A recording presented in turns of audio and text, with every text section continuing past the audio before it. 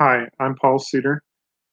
Today I'm going to be talking about my semester project for class EMGT 810 Quantitative Modeling for Tom Boland's class in the University of KU Edwards campus.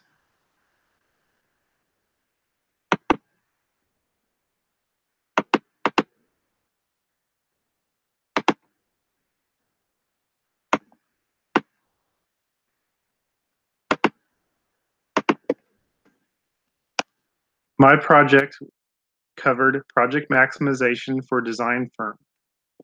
Part of this project was applicable to the type of work that I do at my company with some given limitations and some privacy concerns.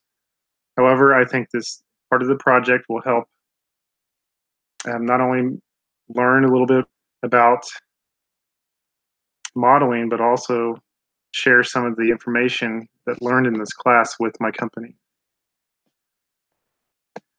The project will go into how a firm can select amount of work based on project complexities, given amount of staff that works on the project, billing rates, and amount of hours that they can do the work.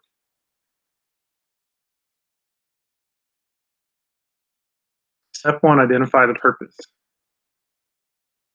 The design firm PK&E, which is a engineering service that or engineering firm that does engineering services for client for both high level scopes and low level scopes.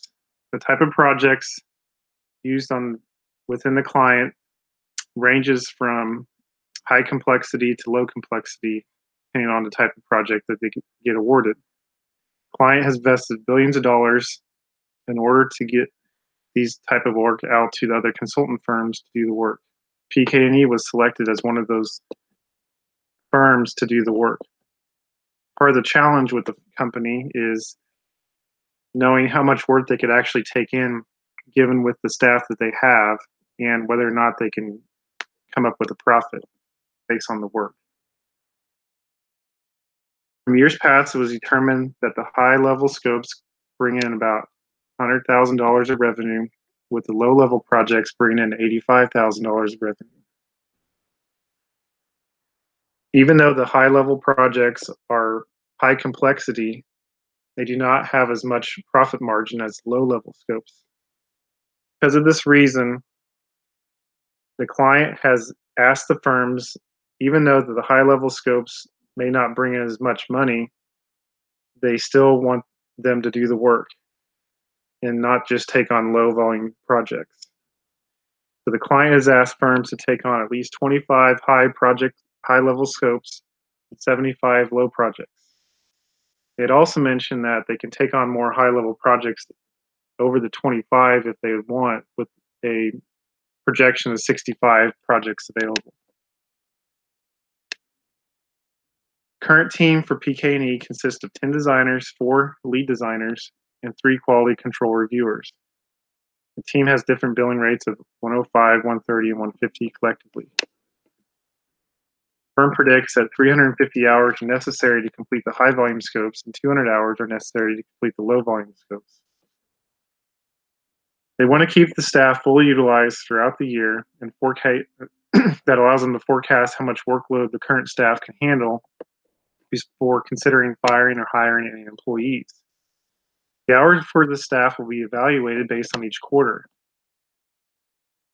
Quarters consist of 3 months each. The chart here indicates the available hours each type of employee is allowed to work each quarter. Keep in mind that this chart is the collective hour for each group of employee. For example, the designer hours consist of 10 designers, and design leads consist of the 5, and the QCs consist of the 3. These are the total hours available to work on the projects the given year.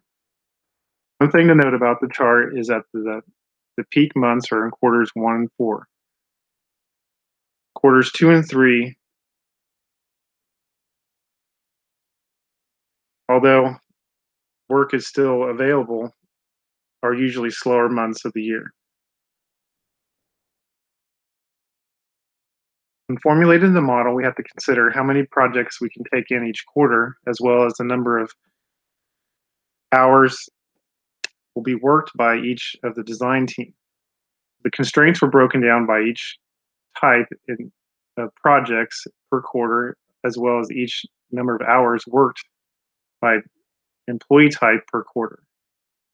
The objective function here is to maximize the amount of profit be taken in for the entire year.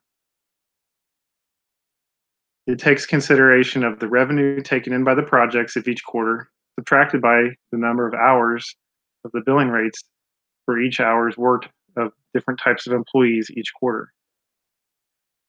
The constraints here list out the available projects that can be taken in from the company, as well as the available hours from each employee per quarter, as well as the number of hours required to do the projects per quarter.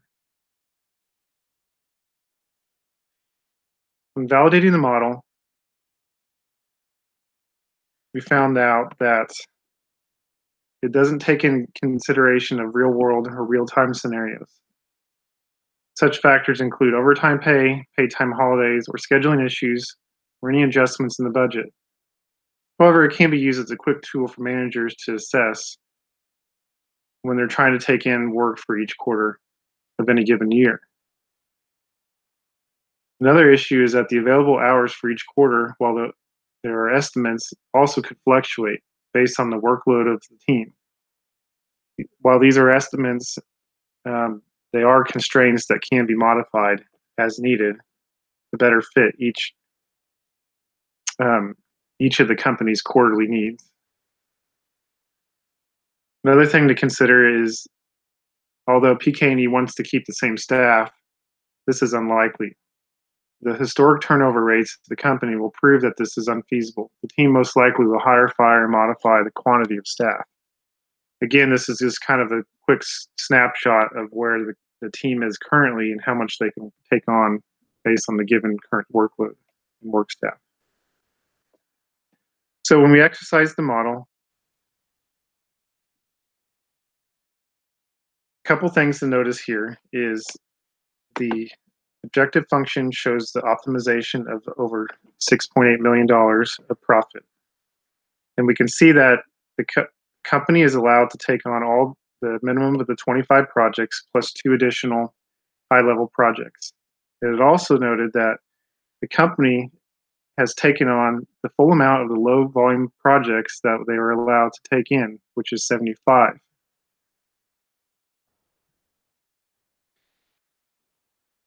These cells here indicate the number of hours available, and you can see that what's unique here is that all the hours were used up for all the designers and design leads. So they were able to take in those 2 additional projects based on the given number of hours available.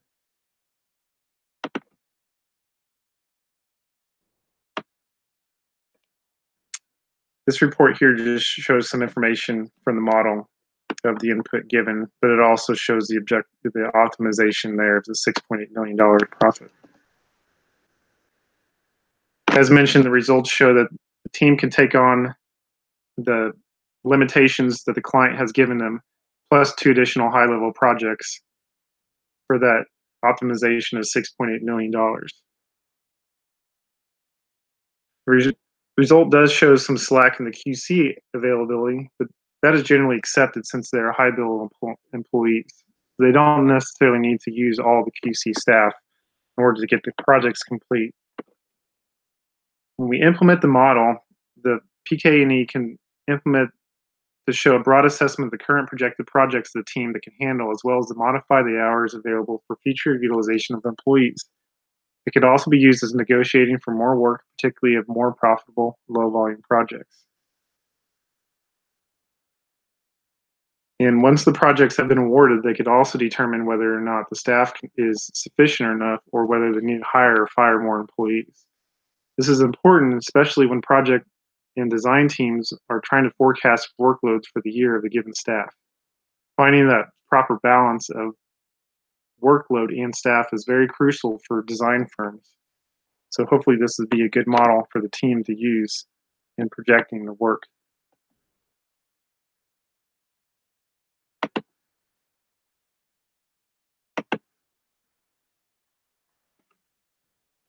That concludes the video presentation of my semester project.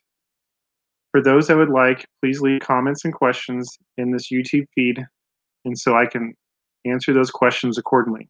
Thank you and have a nice day.